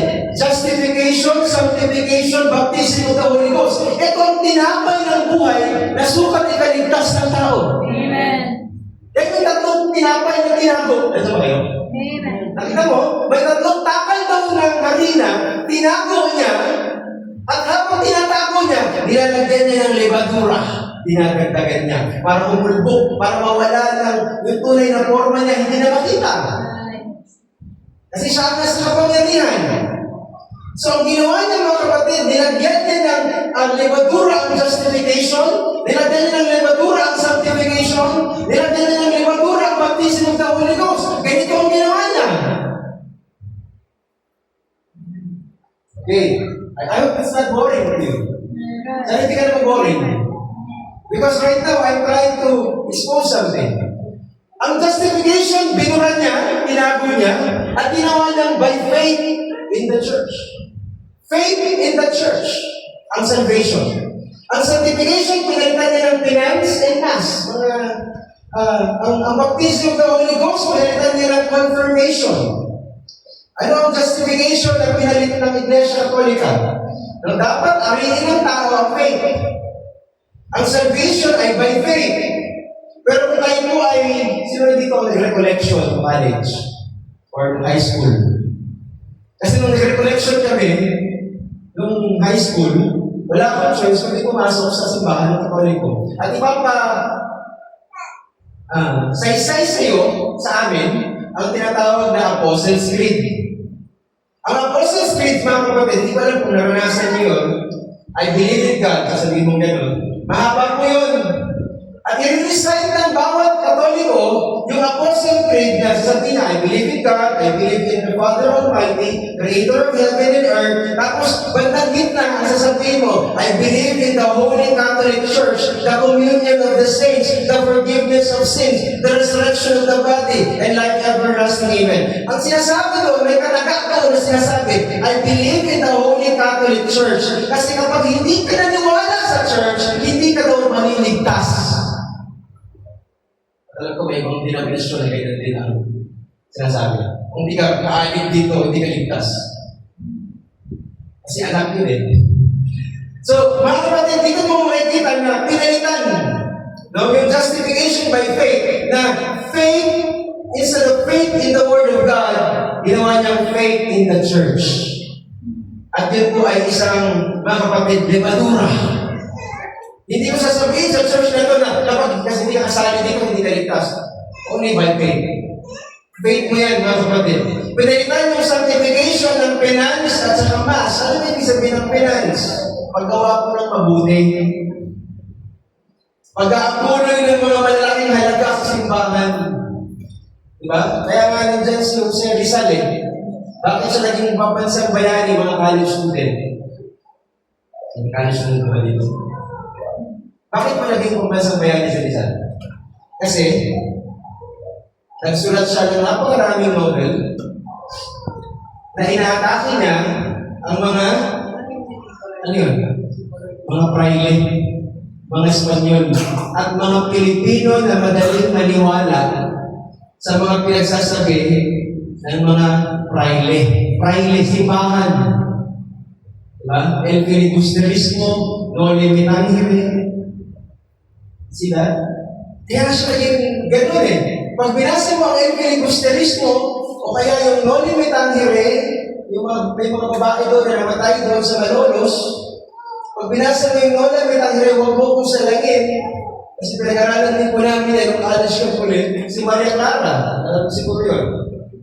Si Maria Clara, actually, galing mo si Padre Damaso? Amen. Kaya siya umiiyak si Maria Clara. Ay, hindi, oo, halos umiiyak si Maria Clara kasi si Padre Damaso ayaw siyang payagan na maging madre. Bakit? Kasi si Padre Damaso, anak niya si Maria Clara. Hindi siya ninong. Hindi siya yung tinatawag ng ninong. Inaanak. No, anak siya ni Padre Damaso. Kung binasa mo siya ulit. Bakit? Kasi ganun karumi sa kumbento. Pag pumasok ang babae, kaya ayaw siyang payagan. Ni Padre Damaso pumasok sa kumbento. Kasi bababuhin siya ng mga pare. Kasi siya na yung bunga eh. Ganun karumi ang kumbento. Alam ni Padre Damaso yan. Alam ni Jose Rizal yan. Kaya ang sanctification, alam niya, hindi makukuha sa church. Naging dinagdag pa yung indulgence. Ano yung indulgence? Indulgensya. Alam mo indulgensya, sinimulan niya ni John Tetzel. Si John Tetzel ay isang German Dominican friar. Friar din siya. Siya yung promoter ng indulgence. Alam niyo ba yung sabihin niya? Fundraiser. Kung natayo man yung St. Peter Basilica dahil kay John Tetzel yun, ganito kapuso yung tao niyan. Magsusulat siya ng mga bagay na natin, ibibenta niya yung kapirasong papel na yun sa mga influential tao.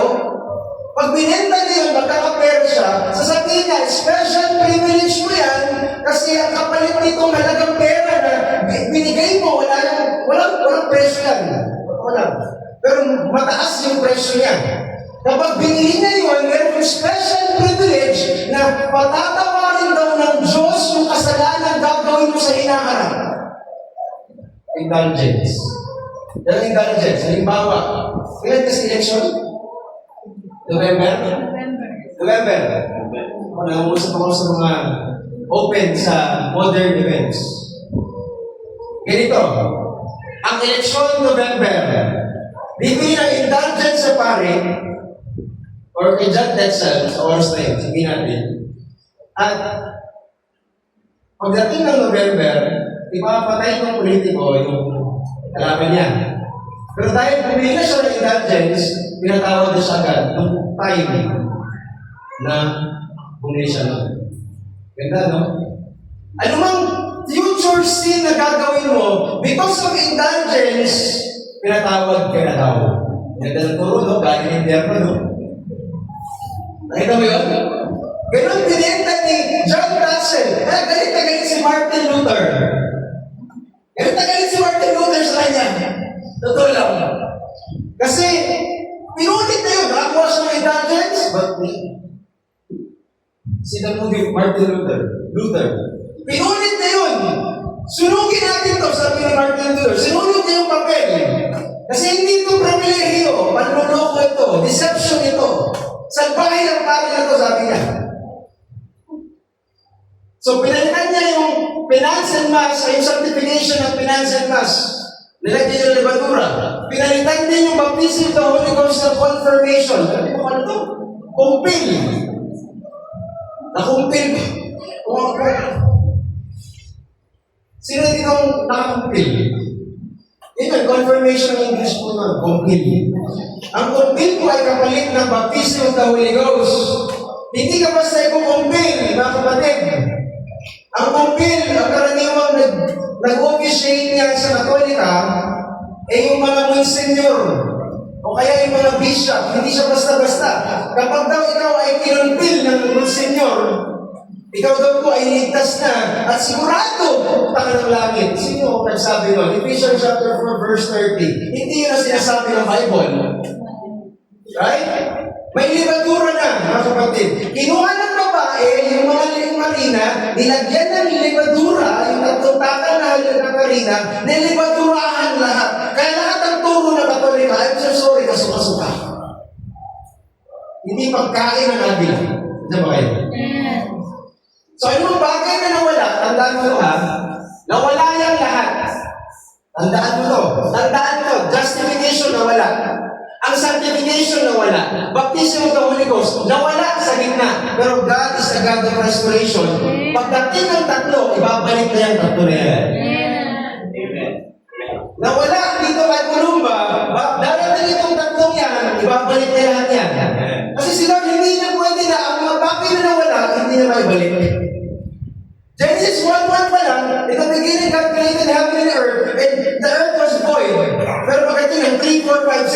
Nag-create siya ulit. Because that's the nature of God. He's the God of restoration. Nakita niyo po ba? Okay, bilisan ko na kasi 11:22 na. Okay. Galing tayong third age. Next question. Tulad ang kaharian ng langit, ito yung panglima, sa natatagong kayamanan sa bukid. May kayamanan sa bukid, sabi ng Bible. Amen. Kung sino man may bukid dito, may kayamanan doon. Kaya sabi ko, nakasumpungan ng isang tao at inilihim. At sa kanyang kagalakay, kasi siya yung nakatagpo yumaon at ipinagbili ang lahat ng tinatangkilik at binili ang bukid na yun. May isang bukid, may kayamanan. Ang problema, okay, may isang bukid, may kayamanan at siya nakatagpo ng kayamanan sa bukid na yun. Ang problema, hindi sa kanya yung bukid, kasi kailangan niya bilhin. Okay, nasa ba kayo? O, panglima na tayo. Salamat po sa inyong pagtangkilik sa salita ng Diyos. So galing tayong Dark Ages, dumating naman ang sumusunod na panahon, ito yung tinatawag na Reformation Age. Bakit kaya ang lalaking ito, hindi na lang kinuha yung kayamanan ng bukid na nakita niya? Dahil ang ginawa ng lalaki, kung makikita mo dyan sa isang kayamanan, naglalakad siya sa bukid, natisod siya, at pinatagpuan siya kayamanan. Hindi niya kinuha, hindi niya dinala sa bahay. Tapos, ang sabi saan, tinabunan niya muna, inilihim niya muna, itinapo niya muna. Para walang makakita siya lang. Dahil kung kukunin mo na yung kayamanan, samantalang hindi sa kanya yung bukid, kung sino man may-ari ng bukid, akin yung kayamanan. Right? Parang puno. Pagkakuha ng bunga, hindi sa lote mo, no? Ang iba na lang kumaway mo sa kabilang bakod. Pero yun, nandoon sa loob ng bakod. Kaya ang ginawa niya sa kanyang galak, ipinagbili niya lahat ng pag-aari, binili niya yung bukid.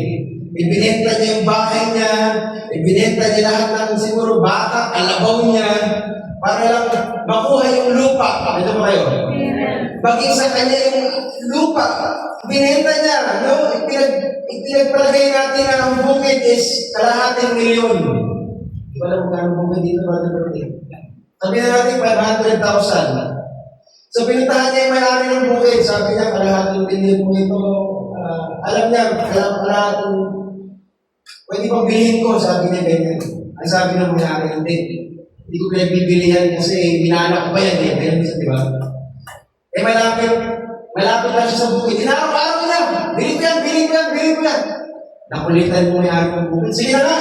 Pero hindi ko yan ibibenta ng 500,000. 3 million ko yan ibibenta. 3 million laki ng tubo At cash, hindi Gcash, hindi PayMaya. Sa talinghagang ito, sinasabi ng Panginoon, binenta niya lahat. 500,000 ang cash ko Pero meron akong ganito, ganyan. Pag binenta mo yan lahat, magiging 3 million. So, binenta niya lahat. Kahit 3 million, hindi siya nanginayang sa 3 million. Wala siyang magawa, yun ang gusto So, hindi sinagla, gusto niya benta. Kaya ang ginawa niya, sinasabi ng Biblia, binili niya yung bukid sa presyong gusto ng may-ari. At ang sabi ng may-ari ng bukid, ganito, ay, ano ba naman itong tao na ito? Ang daling maloko, ang lalaki ito, hindi marunong. 500 lang yan. 3 million kumilita, hindi marunong ang lalaki ito. Pero one day, habang nung nakuha niya yung lote, no? Sabi ng may-ari, wala akong kwenta yung bukid na yun. Ba't ka gusto na bilhin? Pero tataka yung may-ari, may hawak siyang pala. At bigla siya nagbukay sa kainitan ng araw. Bukay siya ng bukay at maya-maya. At ang sasabi niya, bakit may hawak siyang ginto? Ba't may hawak siyang diamante? Ba't ang daming kayamanan siyang hawak? Gusto man niyang kunin yung mga kayamanan. Hindi niya makuha kasi hindi na sa kanya yung lote. Ganun ang ginawa niya. Okay ko ba? Ang daming diamante. Ito po ay hindi kwento ulit.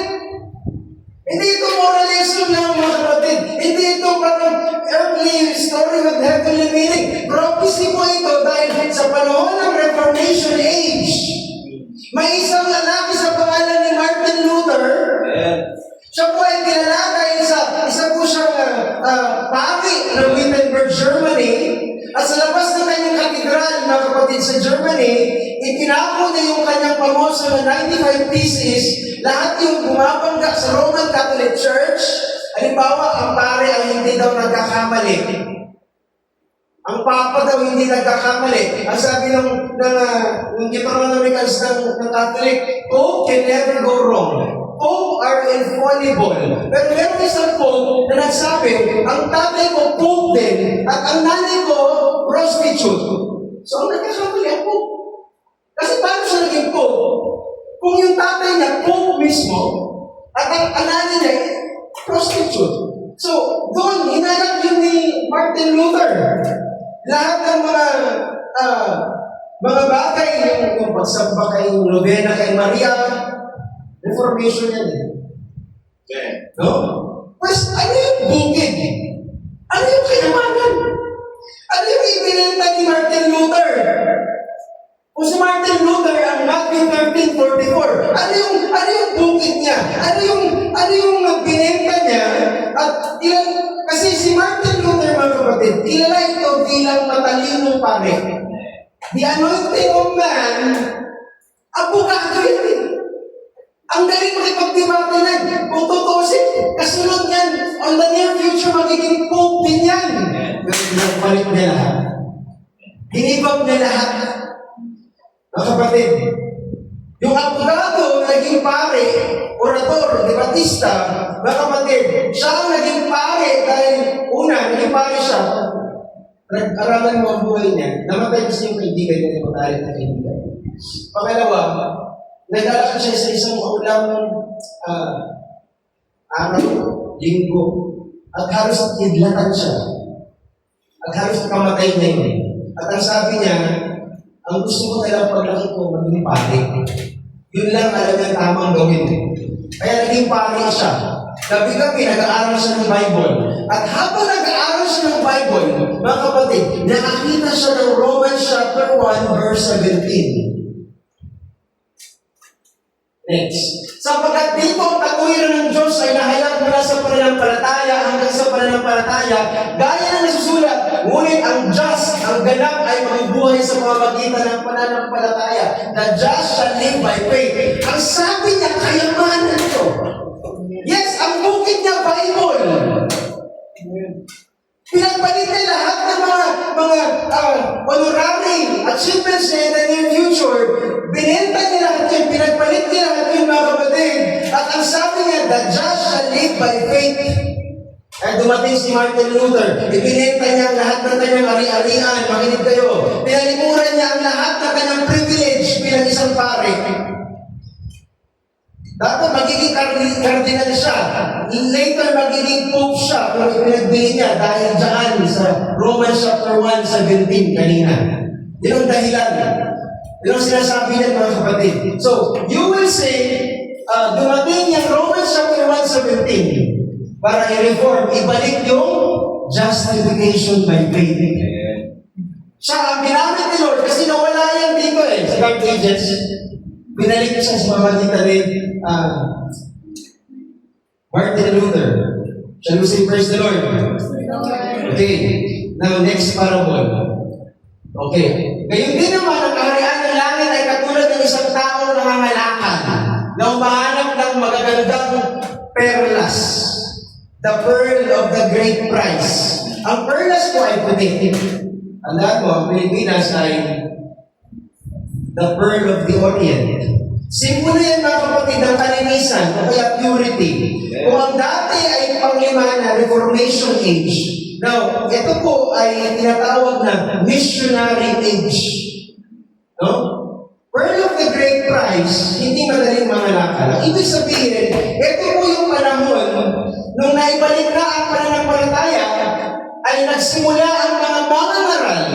At isa nga po doon si John Wesley na mangaral ng Ebanghelyo. Magturo ng Ebanghelyo. Napakahirap na trabaho ang mangaral. Alam mo ang mga tao dito, kailangan niyang iwanan ang kanyang bansa para pumunta sa ibang bansa upang sakripisyo na mangaral ng mga kapatid ng salita ng Diyos. Kaya nga sa panahon na yan, ng parable of the pearl of the great price, missionary age, na-invento ang dalawang pinaka-importanting bagay sa panahon na yun. Una, okay, the Wright brothers invented the airplane. And then, na-invento later on the same age, yung printing press. Bakit? Para ma-imprinta ang Bible. Kailangan ng eroplano para maisakay ang Bible sa iba't ibang bahagi ng mundo. Dito pumutok ang missionary age. Dito nagkaroon talaga ng preach the gospel into the whole world. Dito pa lang. Kaya ang sabi ni Lord Jesus sa kanyang parable, maraming katulad niya na isang tao, John Wesley, mga malakal, umahanap ng magandang perlas. Okay, next one. At nung masukuhan daw niya ang mahalagang perlas, ay umahon, umalis siya. Nag-mission siya. Mga kapatid. Kasi, amen, may aeroplano na eh. Hindi lang barko. May aeroplano na. At ipinagbiyak lahat ng tinatanggilik at binili yun. At tandaan mo, si John Wesley, ay naku siya ni Susan Wesley. Si Susan Wesley, nakakalungkot man, hiwalay sa asawa niya. Okay? Iniwan kasi sila ng tatay nila. No? So, lumaki si John Wesley nang wala po siyang tatay, nanay lang. Kaya nga, palagahan mo yung tatay mo sa oras na ito. Kasi hindi lahat lumaki na may tatay. Kaya palagahan mo yung tatay mo. Ako, ilan sila magkakapatid? Si John Wesley? Sino nakakala? 17. Wala silang washing machine. Wala silang kung anumang ang nanay nila kaya mo mag-igib. Dahilan nahirap si Susan Wesley kasi wala siya kasawa eh. Kaya siya po nag-iigib dun sa ilog para ibang laba. Mahirap ang buhay. Pero sabi ni Brother Branham, nagagawa pa niya manalangin ng 3 oras sa isang araw. Walang washing machine ha, walang gripo. Pero nagagawa pa niya turuan ng kanyang mga anak ng Biblia.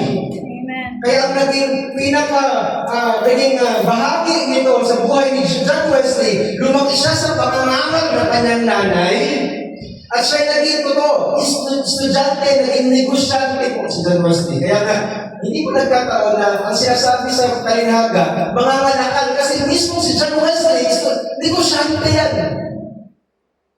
Tumutugma ba ang Kalinaga nito? Nakita niyo ba? Yung nawalang katotohanan, mga kapatid, sa panahon ng Iglesia Katolika, ipinangaral ni John Wesley, sanctification. Kasi sa panahon niya, maraming believer by faith, pero may bisyo pa rin. Kaya sabi niya, ang mga sumasampalataya, kailangan din banal ang buhay. Sabi niya, sumasampalataya ka, umiinom ka pa ng alak. Sumasampalataya ka, pero tabako rito, tabako doon. Alam mo pangaral niya, matigas. Sasabi pa naman ni John Wesley, mamili ka, maging banal ka o pumunta ka ng impyerno. Ganun sa pangaral. Ako ayaw ko pumangaral ng matigas na yung umaga, pero magandang ipangaral yan. Holiness or hell? Yan ang sinasabi ni John Wesley. Na wala yung sanctification, kailangan ibalik. Ang sinasabi natin ngayong umaga, ang taong justified by faith, inaring ganap, kailangan din sanctified life. No, kapag meron kang pananampalataya, kailangan mo rin magkaroon ng kabanalan sa buhay mo. Hindi pwede puro pananampalataya, pero puro abisyo. No?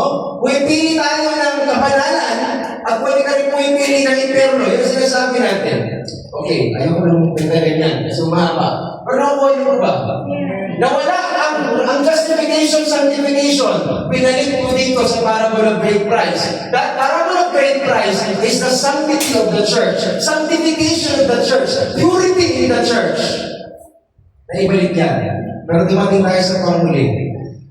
Ang kaharian ng langit sa isang lampa. Okay? At inihulog sa dagat na nakahuli ng sari-saring isda. Now, this is the end time. Wala na kasunod na talinaga. Sa huling panahon, wala na susunod na panahon, wala na. Hindi na po siya nagsasabi na sulat pa ng Bible. Ang sinasabi lang dyan, mga kapatid, may net, may internet. Kasi sa panahon na yan, laganap na ang Word of God. Hindi ko sinasabi ang net, internet. No. Pero sa panahon na yan, laganap na ang Word of God sa buong dagat, buong mundo. Buong sangkatauhan, yun ang dagat dyan. Buong mundo. Okay?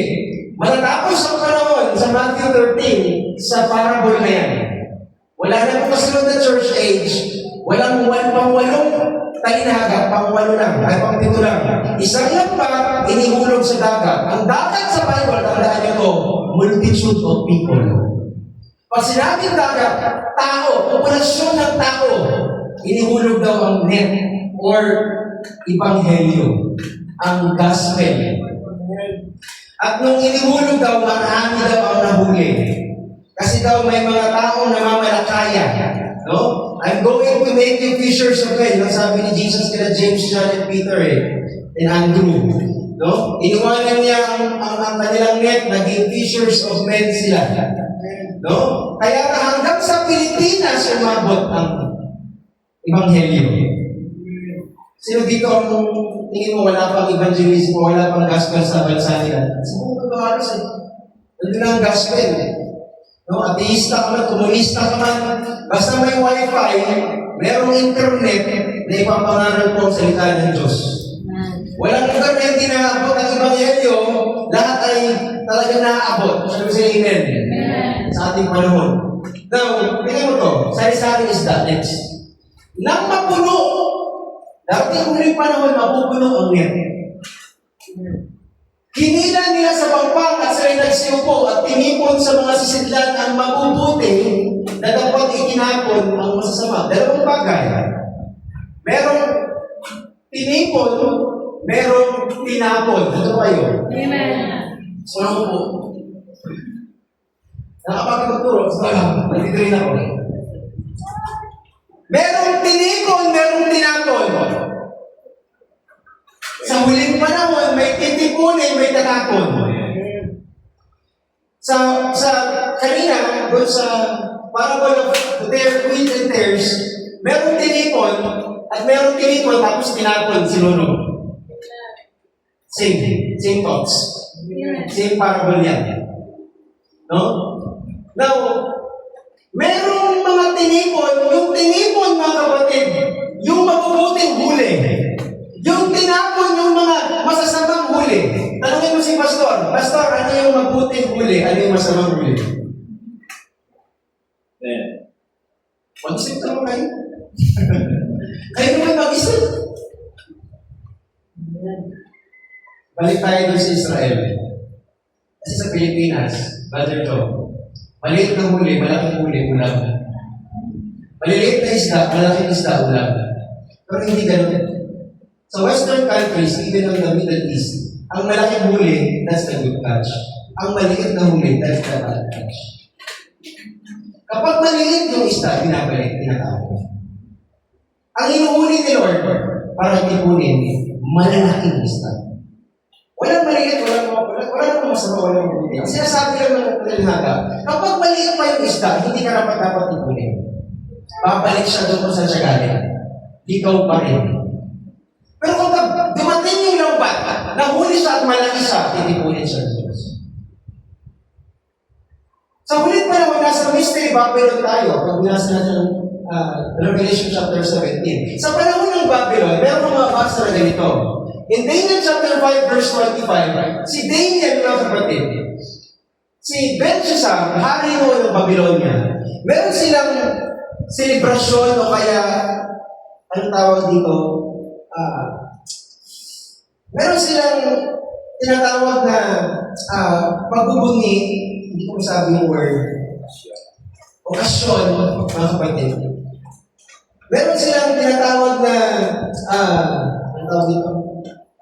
They just want to celebrate something, parang ganun.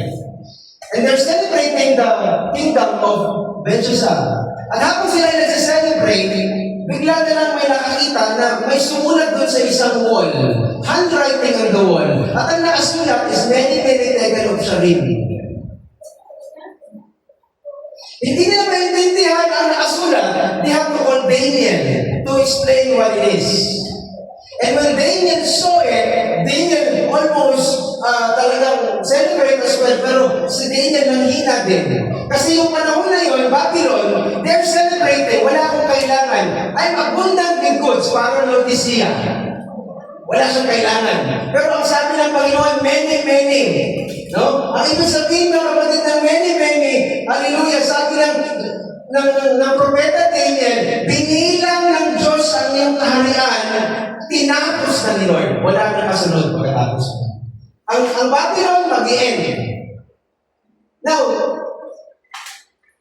tekel, ang ibig sabihin ng tekel, tinimbang ka, pero kulang. Ang upsaring, ang iyong kaharian, matitibay. Hindi na yung mga pasayo. Huwag po tayo sa Medes, huwag po tayo sa Persia. Ibig sabihin, dumating sa panahon na yan ang separation. Now, bakit yan sinasabi? Kapatid sa huling panahon, may mga titimbangin pero kulang kasi maliit pa siya. Kulang yung timbang niya doon sa standard ni Lord. Binigyan ng panahon para makinig ng salita ng Diyos pero hindi kinakain. Kaya hanggang ngayon, maliit pa rin yung stock. Now, ang gusto ni Lord, magkaroon tayo ng bigat, mga kapatid. Ang gusto ni Lord, sa huling panahon, next mo yan, sa talinahagyan niya kasi, ang mangyayari na ganun daw, yung net daw na yun, sabi niya, gayon din ang mangyayari sa katapusan ng sanlibutan. Kaya yun yung huling talinhaga eh. The end of the age. Pag sinabing the age of the end of the age, it's not the end of the earth. No. Ang ibig sabihin ni Lord, wala nang panahon kapag yung lambat, inilagay sa pampang at kung ano ka, yun ka. Kung maliit ka, ibang balik ka. Doon ka sa Great Tribulation. Pero kung malaki ka, rapture ka. Praise the Lord. So sa huling panahon, ang mensahe parang lambat. Mga ngaral, yung mga ngaral. Pero tandaan mo, ang gusto ni Lord, bumigat ka. Kapag tinimbang ka, hindi ka kulang. Lahat gawin mo para kumain ka ng salita ng Diyos. Umatin ka na umatin kasi pari yan sa timbang mo. Amen. Sa huling panahon lang titignan nila, hindi yung tagay mo sa net o tagay mo sa dagat. Ang titignan niya yung laki mo na. Gaano ka nga ba lumaki sa Word of God? Kasi yan yun, no? Lalabas ang mga anghel. Ang anghel, hihiwalay ang masasama sa matutuwid. Observe yun eh. Take observe. Ihiwalay. Sabi niya sa Babylonia, hihiwalay kita. Hindi ka na magiging Babylon. Yung bahagi mo punta sa Medes. Itong bahagi mo punta sa Persia. Hindi ka na Babylon. Wasak ka na. Now, there are times to come. Merong mga pupunta sa mabubuting kamay o sa mabubuting sitwasyon at merong ibabalik. Kasi hindi tama ang timbang niya. Now, it might be not too harsh, not too soft, but I hope when you listen this parable, mag-isip-isip tayo. Kasi wala na pong kasunod pagkatapos nito. Pagkatapos po niyan, may 50 pa. Sila yung igagatong. Ang isda, igagatong. Hindi. Ibig sabihin, sila yung igagatong sa kalan ng apo, yung binalik, yung mga masasama. Diyan na nga ang pagtangis at pagnangalit ng mga ngipin. Tandaan mo, binigyan ng Diyos ang lahat ng pagkakataon para makinig ng salita ng Diyos. Kung ayaw mo pang magseryoso, nasa sayo yan. Pero mga kapatid, I'm just telling you, may iwan sa pag-agaw ang ayaw kumain ng salita ng Diyos. May iwan yan. No? Ibubulit yan sa dagat-dagatang apoy kung ayaw mo mga kapatid. Kaya sabi dyan, darating yung pagtangis at panangalit ng mga ngipin. Darating ang pangit panahon, hindi ka na makakapakinig ng Ebanghelyo. It's too late. Imbis na atin ka sa church, you found yourself out of the balance or not enough with the balance. So sana makita mo, Brother Edson, Pastor, paano mo masasabi na sa tamang timbang mo?